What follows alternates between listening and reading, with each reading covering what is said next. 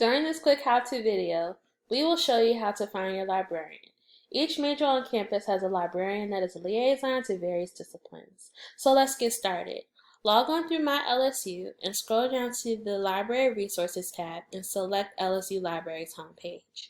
Once you're on the homepage, go to the information icon that says Subject Specialist. Select the subject area and your librarian will be loaded for your view.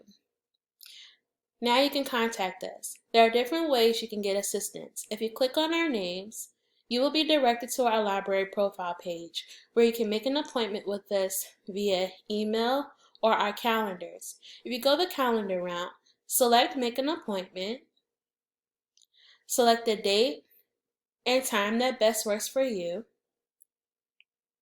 and then fill out your information. After you fill out your information and what you need help with, confirm your appointment. By confirming your appointment, you will be emailing this information to your subject librarian, and they will get in contact with you as soon as possible.